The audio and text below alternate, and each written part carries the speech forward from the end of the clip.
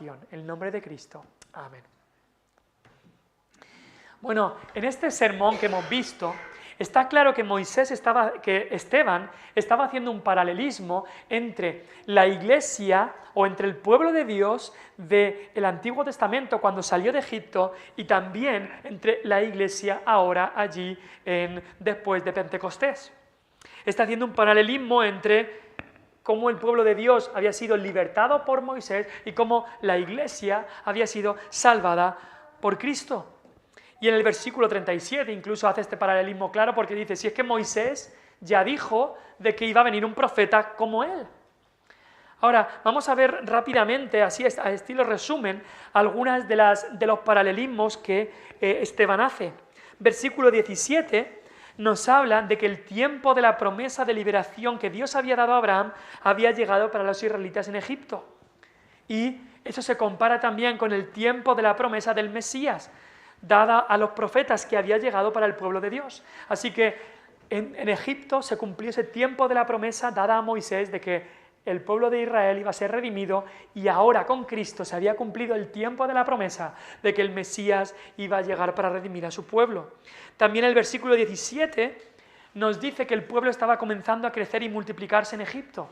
Y son las mismas palabras que Lucas había utilizado para describir el crecimiento de la iglesia. En el capítulo 6, 7, crecía la palabra y se multiplicaba grandemente el pueblo en Jerusalén. Así que vemos otra vez un paralelismo, como el pueblo de Dios crecía en Egipto y como el pueblo de Dios ahora estaba creciendo aquí en Jerusalén.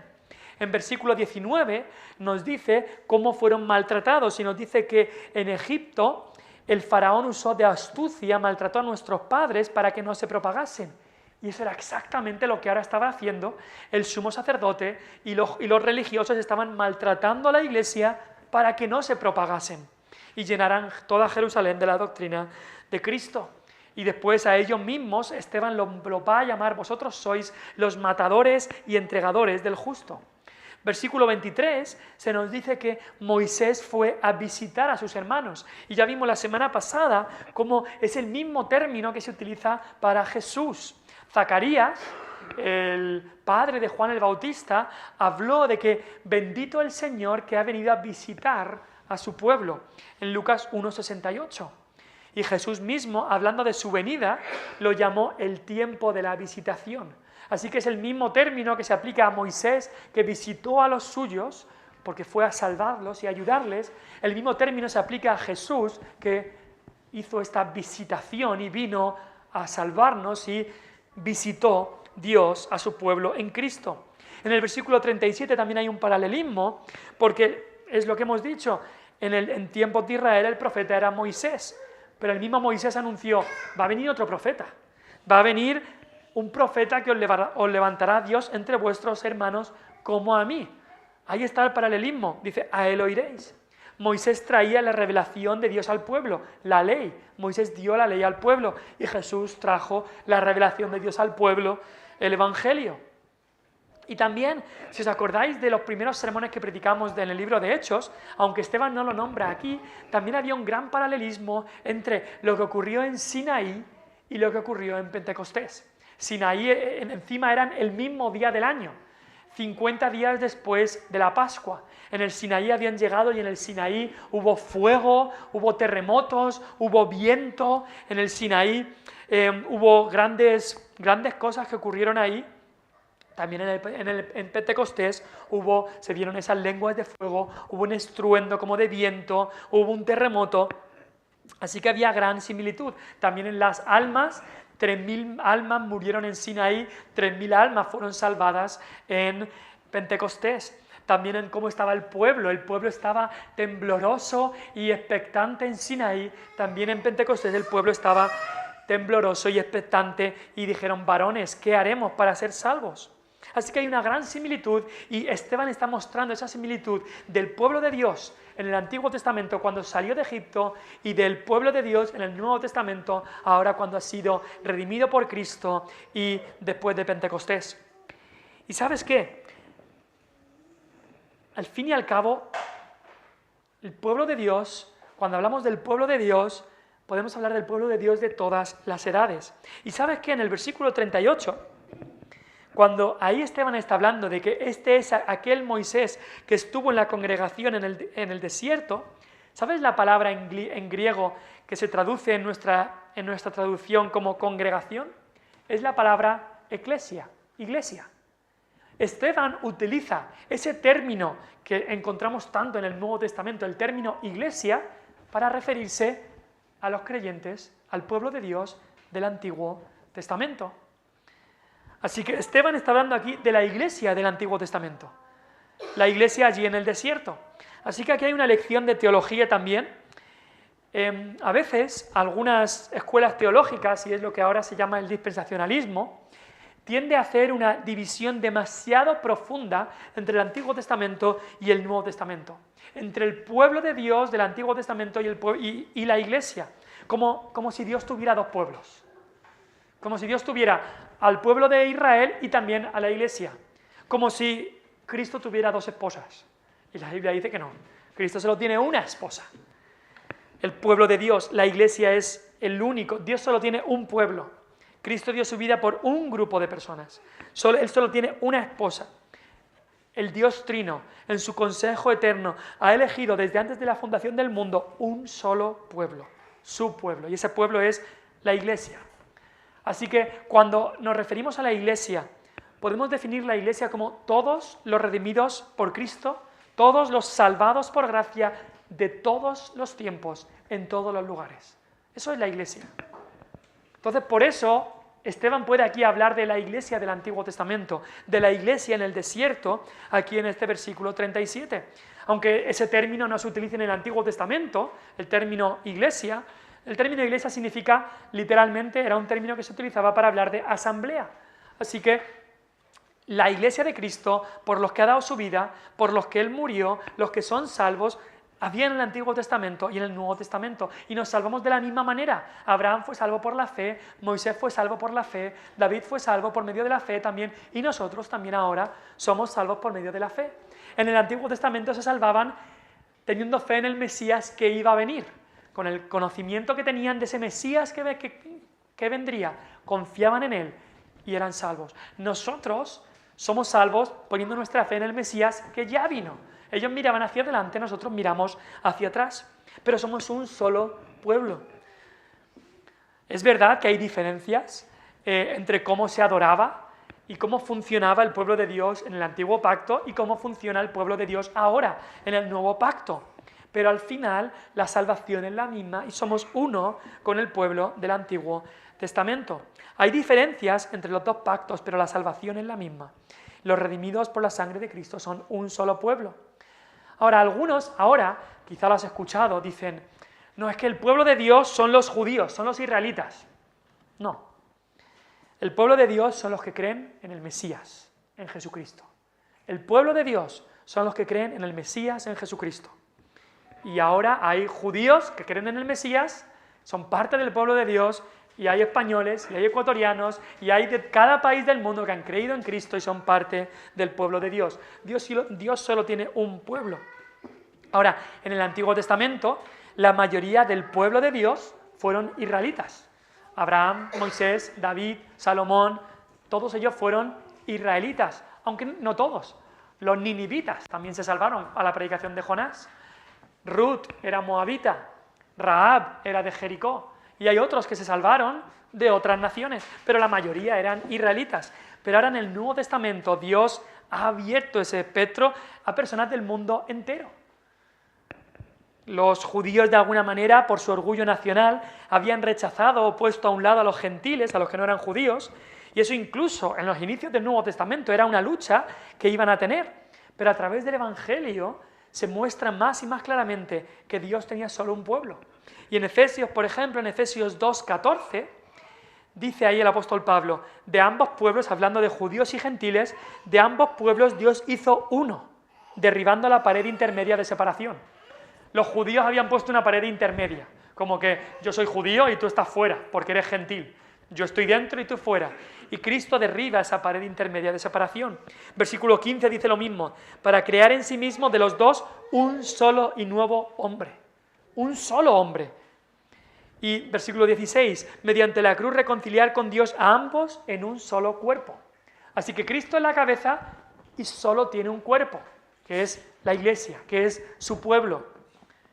Cristo es el esposo y solo tiene una esposa, que es la iglesia, que es su pueblo. Por eso, cuando hablamos de la iglesia o del pueblo de Dios, son los salvados de todas las edades, de todos los lugares del mundo.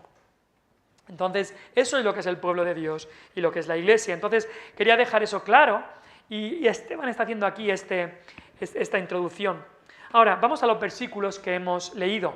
Vamos a ver, en resumen, en esta última parte del sermón, vamos a ver dos cosas. Y primero, Esteban les dice que Dios no habita en templos, que es algo que se va a nombrar otra vez en el libro de Hechos. Esteban había sido acusado de hablar palabras blasfemas contra el lugar santo, contra el templo. Y también decían que Esteban estaba enseñando que Jesús de Nazaret va a venir y va a destruir el templo, lo cual Cristo no lo había dicho, ni Esteban tampoco lo estaba enseñando, era una acusación falsa. Pero Esteban aprovecha esa acusación para hablar sobre el tema del lugar santo. ¿Por qué? Porque sabemos que estos judíos habían elevado el lugar a una especie de ídolo, y el lugar era tan importante, el lugar santo. Así que a partir del versículo 44 Esteban les muestra bastantes cosas. Por ejemplo, en primer lugar les muestra que antes del templo tuvieron el tabernáculo. Ellos tenían este templo grandioso, pero Esteban les recuerda en el versículo 44 que nuestros padres tuvieron el tabernáculo. El tabernáculo, si lo recordáis, era algo movible, transportable. Estaba hecho por cortinas y lonas, podríamos decir, y así es como era el tabernáculo. Era mucho más humilde que el templo, era de dimensiones pequeñas, no era nada grandioso como algunos templos, y Esteban se lo recuerda, que el tabernáculo fue lo que Dios le dio a Moisés. También le recuerda que el tabernáculo no existía hasta que estuvieron en el desierto. Hubo pueblo de Dios mucho antes, Israel existía antes de que Moisés llegara al desierto.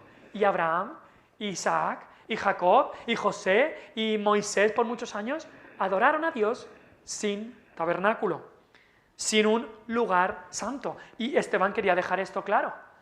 Estos judíos pensaban que sin lugar santo no se puede adorar a Dios, que el lugar santo es el todo, pero Esteban les deja claro que no. También lo llama Esteban el tabernáculo del testimonio. ¿Por qué? Porque al final lo que quería mostrar es que la arquitectura, los materiales no eran un fin en sí mismo, sino el tabernáculo era un medio para hablarnos de Dios. No era para que la gente se quedara mirando, ¡ay, qué sitio más bonito! Era para que la gente pensara, ¿qué me habla este sitio de Dios? Era el tabernáculo del testimonio. Dentro estaba el arca también llamada del testimonio, que tenía que dar testimonio de Dios, de su perfección, de su santidad, de nuestro pecado, de cómo nos separamos de Dios, de la redención que Él ha provisto por medio de la sangre del sacrificio. Todo eso es lo que el tabernáculo hablaba. Tenían que ser un testimonio. Así que a Dios no le gustaba y a Dios no le agrada cuando la gente ponía los ojos en las cosas físicas, cuando la gente ponía los ojos en qué bonito, en qué grandioso. Y por eso el mismo Cristo, cuando estuvo en el templo de Jerusalén, en el templo de Herodes, y un discípulo suyo le dijo, mira maestro, qué piedras y qué edificio. Cristo rápidamente, su respuesta fue clara y le dijo, ¿veis todos estos grandes edificios? No quedará piedra sobre piedra que no sea destruida. Claramente dice Cristo, no pongas tus ojos en edificios físicos como si fueran lugares santos, templos, como si eso va a hacer algo. No. Dios no habita en templos, es el mensaje que Esteban está queriendo dejar claro. ¿Por qué? Porque nosotros somos muy dados a mirar a lo externo, a grandes edificios, la decoración, los materiales. A veces incluso, y esto ya lo hemos hablado otras veces, hablamos de una iglesia. ¡Qué bonita es esa iglesia! ¿Pero a qué nos referimos? Nos referimos al local. En realidad, la iglesia no es el local, la iglesia somos cada uno de los creyentes. Una iglesia local no es el local, la iglesia local se refiere a los creyentes que se reúnen en un lugar. Entonces, cuando decimos qué bonita es esa iglesia, estamos confundiendo los términos. lo que deberíamos decir es qué bonito es el lugar de culto de esa iglesia, o el lugar de reunión, o el local, o el edificio de esa iglesia. Pero la iglesia no es el lugar, la iglesia somos nosotros, los creyentes.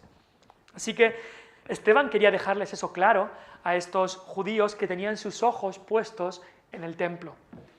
También les deja claro que fue Dios el que ordenó el diseño y construcción del tabernáculo. Le dice, cuando dijo a Moisés que lo hiciese conforme al modelo que había visto. Al parecer es como que Dios le mostró un modelo, como una maqueta quizá o algo así, no sabemos cómo, pero Dios es el que ordenó el diseño y construcción del tabernáculo.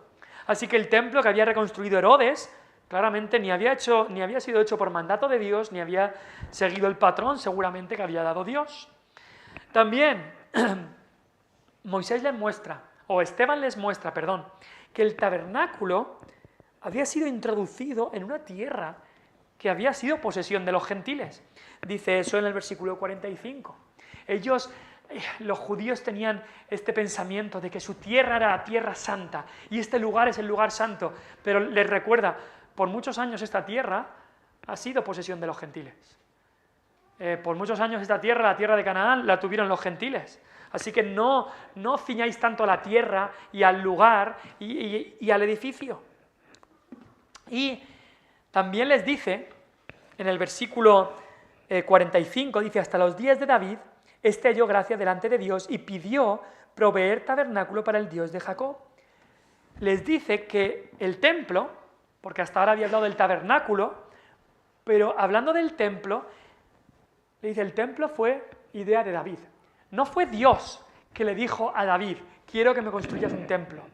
El templo fue idea de David, que en su mente pensó, quiero hacer un edificio para Dios. Y este rey David, que había hallado gracia, como dice ahí, tenía un corazón entregado a Dios. Y en su corazón él dijo, ¿cómo puede ser que yo habite en un palacio y que el arca de Dios esté en unas cortinas? Quiero hacer un templo, una casa para Dios. Ahora, Dios le muestra claramente a David que Dios no tenía ninguna urgencia ni ninguna prisa por eso. Aunque Dios le permite a David que haga el templo, los judíos tenían que tener claro que Dios no fue el que lo pidió, Dios no fue el que lo mandó, sino que fue un deseo de David. Y Esteban quiere mostrarles eso. Para la adoración a su nombre, incluso en el Antiguo Testamento, que había más lugares o objetos consagrados, a Dios lo que le importa no era el lugar, sino el corazón. El hombre mira lo que está delante de sus ojos. A veces el hombre se fija en la grandiosidad de un lugar de otro, pero Dios no mira esas cosas, Dios mira el corazón. Y Dios quiere que nosotros estemos adorando a Dios de corazón. Y así Esteban les recuerda, incluso que todos esos salmos tan preciosos que David escribió, no había templo en ese tiempo. Y aunque Dios dejó, como dice ahí el versículo 47, que Salomón le edificara casa, era una idea, esta idea de David, que Dios se la permitió, sí, pero era una idea que contenía el germen de una confusión dañina y peligrosa, como dice un comentarista. Algo que el mismo Salomón se daba cuenta. Muchas veces, no sé si te has puesto a pensar, de que Dios, el plan original de Dios fue el tabernáculo. Ese fue el plan original de Dios, el tabernáculo. Luego a David se le ocurrió esta idea de hacer un templo grandioso para Dios. Y Dios se lo permitió. Pero no era el plan original de Dios. Y es verdad que en ese templo se siguieron más o menos los patrones del tabernáculo. Pero el mismo Salomón, que fue el que construyó el templo, porque Dios no se lo permitió a David, porque Dios no tenía ninguna prisa por ninguna urgencia porque le hicieran este templo. Vamos a Primera de Reyes 8. Salomón, que es el que construyó el templo, se daba cuenta de que había ciertos peligros en hacer un lugar así grandioso para la adoración a Dios. Como si la grandeza de Dios cupiera en un edificio grande. ¿Qué pasa si el país vecino que adora a un Dios falso hace un templo más grande que el tuyo? ¿Su Dios es más grande? Y Salomón se daba cuenta que aunque lo hacían de corazón para Dios ese templo, podía haber cierto peligro en pensar que nuestra arquitectura de nuestro edificio tiene que ser acorde a la grandeza de Dios, porque Dios no habita en templos humanos. Primera de Reyes 8:27 dice Salomón cuando está dedicando el templo: pero ¿es verdad que Dios morará sobre la tierra? He aquí que los cielos de los cielos no te pueden contener, cuanto menos esta casa que yo he edificado. Lo quiere dejar claro. Este templo, vale, es muy grande, este templo es muy precioso, pero dice, no penséis que este templo es parecido a Dios, o que este templo es igual de precioso que Dios, o igual de grande que Dios. No. Dice, si el universo entero no te puede contener, ¿cómo vas a caber en un templo de 1000 metros cuadrados? Cuidado con pensar de que podemos hacer un templo acorde a Dios. Dios no habita en templos hechos por manos humanas. Entonces, Salomón sabía eso. Hicieron este templo porque amaban a Dios y lo hicieron de corazón. Pero en el templo podía haber, como dice este comentarista, algo de confusión peligrosa. Y eso lo vemos que en tiempos de Cristo estos judíos estaban idolatrizando el templo. En vez de al Dios que se adoraba en el templo, estaban idolatrizando el mismo templo. Ahora, eso puede pasar también en el siglo XXI. Hay iglesias que han dedicado más o que piensan que porque el lugar sea más bonito, más grandioso, más grande, entonces la adoración a Dios es mejor. No funciona así. No funciona así. Y hay también el peligro de poner nuestra atención en las cosas materiales en vez de en las espirituales. Cuando la Biblia nos llama a edificar la iglesia de Dios, no nos está llamando a construir edificios, nos llama a traer a otros a Cristo, nos llama a edificar a nuestro hermano, nos llama a instruir a los débiles, a eso nos está llamando cuando la Biblia habla de edificar el templo de Dios o edificar la iglesia de Dios, no a edificar un lugar. Por supuesto es bueno tener este lugar con las puertas abiertas para que se predique el Evangelio, un lugar cómodo, que nos podemos sentar con cojines en los bancos, nos podemos sentar en un sitio que no nos va a llover mientras estamos aquí, que encima no nos está pegando el sol, ahora que da. Es bueno tener un lugar así, por supuesto, pero no pensemos que el lugar es un lugar santo, o que el lugar es algo en el que Dios habita o que podemos contener a Dios. Dios no habita en templos hechos por manos humanas. Y es lo que Esteban está queriendo decir aquí. Cuidado con idolatrizar el lugar. Y es lo que al final, si volvemos a Hechos, es el final o una de las conclusiones de este sermón que está diciendo en el versículo 48. Lo dice bien claro, cita allí a un profeta, el profeta Isaías, o va a citar a Isaías y dice, si bien el Altísimo no habita en templos hechos de mano.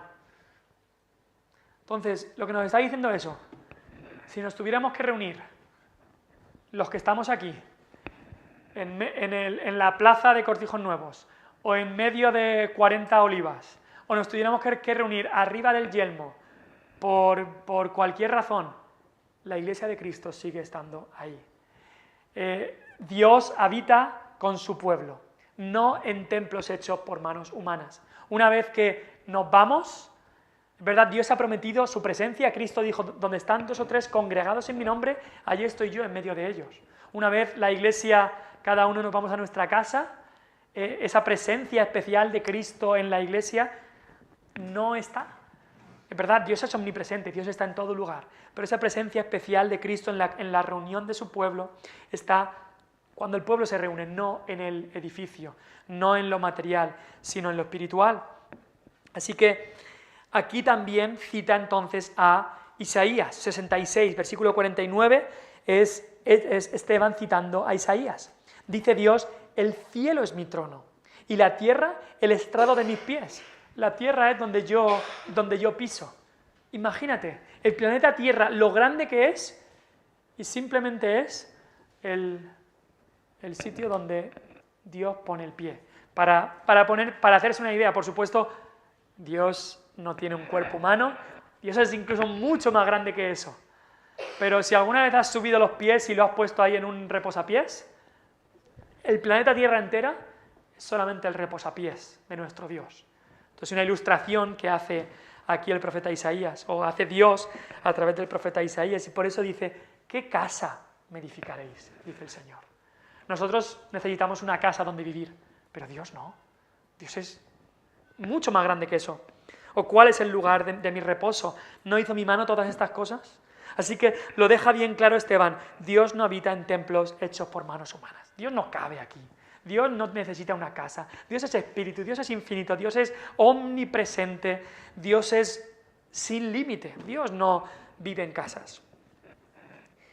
Y al final de este sermón, después de haber hablado de Abraham, después habló de José, después habló de Moisés en lo que es más grande de su sermón, hablándoles de Cristo, al final les da una acusación final a estos religiosos judíos. Ellos le habían acusado a Esteban, y Esteban, en vez de defenderse, él no va a la defensa, él va al ataque y les acusa a ellos de lo que estaban haciendo. Esteban estaba cerca de Dios. Esteban no temía a la muerte, no tenía ni un poco de miedo a la muerte, y les había dejado claro que Dios no habita en templos hechos por manos humanas. Antes de ir a esta acusación, dejadme decir algo más. En el Antiguo Testamento Dios pasó del tabernáculo a ese templo físico, les permitió que le construyeran ese templo físico. Pero ahora lo que Esteban les estaba diciendo, Dios también ahora está pasando de ese templo físico al templo espiritual. Eso es lo que está en el nuevo pacto, Dios haciendo un templo espiritual. La iglesia del nuevo pacto no tiene que ir a Jerusalén al templo a congregarse allí. La iglesia del nuevo pacto es el templo espiritual de Cristo. Es lo que dice Pedro, uno de los que estaba aquí o en estos tiempos predicando, en 1 de Pedro 2, voy a leerlo rápidamente, 1 de Pedro 2, versículo 4 dice: acercándoos a él, a Cristo, piedra viva, desechada ciertamente por los hombres, mas para Dios escogida y preciosa, vosotros también, como piedras vivas. Cada uno de nosotros somos una piedra viva. ¿Cómo que yo soy una piedra? Claro, porque es una piedra del templo espiritual que Dios está edificando. Vosotros también, como piedras vivas, sed edificados como casa espiritual y sacerdocio santo, para ofrecer sacrificios espirituales aceptables a Dios por medio de Jesucristo. Así que Pedro está diciendo, ya no hay una casa de Dios física, ya no hay un templo físico, ahora hay un templo espiritual. Ya no hay sacrificios físicos de corderos, porque Cristo es el sacrificio final. Ahora lo que hay es sacrificios espirituales de nuestra vida. Como hemos visto, nuestro tiempo lo consagramos a Dios, nuestros bienes los consagramos a Dios, nuestra vida lo consagramos a Dios. Ese es el cambio que ha ocurrido en el nuevo pacto. Ya no hay templo físico, ahora hay un templo espiritual, que es la iglesia. Somos el templo espiritual de Cristo. Y entonces, habiendo acabado eso, Esteban hace la acusación final y les da dos términos, empieza con dos términos muy usados en la ley de Moisés, que tanto sabían ellos, y va al ataque. Versículo 51, es el final de su sermón, termina fuerte Esteban y con una buena exclamación ahí les dice: duros de cerviz. Duros de cerviz. No es una palabra que digamos nosotros mucho ahora. En Éxodo 33 es un término que utilizaba Dios hablando de su pueblo. Duros de cerviz. Es un término de crítica.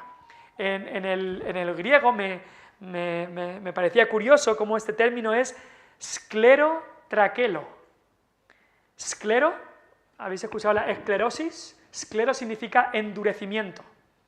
Y traquelo habla de la tráquea o del cuello. Así que les estaba diciendo, sois duros de cuello. Como aquellos que no pueden mover el cuello. Yo me acuerdo cuando era niño, íbamos a comidas familiares y había un amigo de mi abuelo que tenía un problema, quizá tortícolis muy aguda o algo así, y no podía mover el cuello.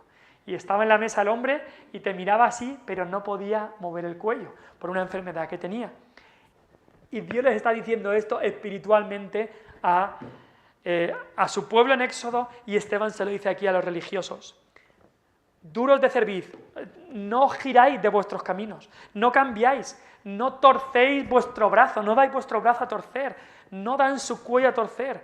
Les está diciendo, sois cabezotas, testarudos, tercos, contumaces. Habían visto claramente todos los argumentos de lo que debían creer, de la palabra de Dios. Tenían todos los argumentos ahí y decían, no quiero. Seguían en las mismas, duros de cerviz. Y también los llama incircuncisos de corazón y oídos. Otro término también del Antiguo Testamento. Los judíos entendían muy bien lo que era la circuncisión física, porque todos los varones tenían cortado el prepucio, y esa es la señal del pacto que Dios había hecho con Abraham. También era algo que les daba más limpieza y salud. Así que esta circuncisión física la aplica espiritualmente, a circuncidarse el corazón y los oídos. ¿A qué se refiere? Pues circuncidarse el corazón significa una limpieza del corazón. Un corazón que ya no está duro hacia la palabra, sino tierno a la palabra. Un corazón que no es impuro, sino purificado para amar a Dios y a nuestro prójimo. Y también habla aquí de la circuncisión del oído, que el oído ya no es duro, ya no se cierra a la palabra, sino que está abierto para escuchar la palabra. Te pregunto, ¿ha circuncidado Dios tu corazón y tu oído? Primero Dios tiene que abrir el oído para que cuando escuchemos la palabra no digamos, bah, eso no es para mí, o bah, yo estoy bien con lo mío.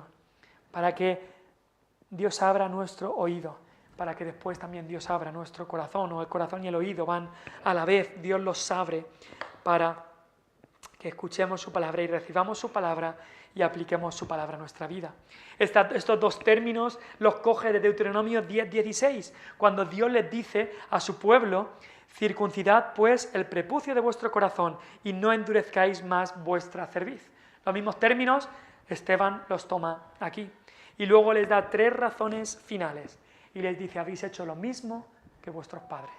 Habéis hecho lo mismo que vuestros padres. Tenemos ese dicho que dice, de tal palo, tal astilla. Y es exactamente lo que habían hecho estos judíos. Sus padres, sus antepasados, los israelitas, habían desechado, habían ido en contra de Dios y ellos estaban haciendo lo mismo. Las 3 cosas que les dice es, como vuestros padres resistieron al Espíritu Santo, así también vosotros. Resisten al Espíritu Santo. Dios les da la palabra y ellos resisten al Espíritu Santo. Después también le dice, como vuestros padres mataron a los profetas que anunciaron a Cristo, ahora vosotros habéis hecho lo mismo, habéis matado a Cristo mismo. Entonces, vuestros padres mataron a los que hablaban de Cristo, y vosotros, le dice Esteban, habéis matado a Cristo mismo. De tal palo, tal astilla, habéis seguido el ejemplo de vuestros padres. Incluso los llama matadores o entregadores y matadores del justo de Cristo. Y al final, la última acusación, ellos que se gloriaban en la ley tanto que nosotros seguimos a Moisés, nosotros cumplimos la ley, les dicen no cumplís la ley.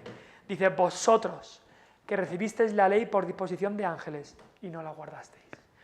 Así que las 3 últimas acusaciones son, resistís al Espíritu Santo, matáis a Cristo y no cumplís con la ley. Esa es la última acusación de Esteban. Acusaciones que le costaron la vida. Le costaron la vida. Acusaciones por las cuales él murió. Pero la semilla que fue plantada allí dio fruto. Uno de los que estaba escuchando, sabemos que era Saulo de Tarso. Y seguramente esa semilla plantada, aunque en el corazón en ese momento reaccionaría con rabia y tiraría piedras seguramente, o estaba allí para probar esa muerte cuando mataron a Esteban. Pero la semilla se quedó ahí. Y Dios utilizó eso para salvarle de manera milagrosa. En el capítulo 9 lo veremos. Así que cuando nosotros prediquemos la palabra, prediquemos a Cristo, no temamos en acusar, porque el pecado acusa. En acusar a la gente de que somos pecadores y que el pecado nos manda al infierno. Y quizá nos rechacen. Quizá como a Esteban nos rechacen. Quizá en muchos lugares del mundo a los que predican el Evangelio los matan o los meten en la cárcel. Pero la semilla plantada Dios ha dicho que dará su fruto. Vamos a orar.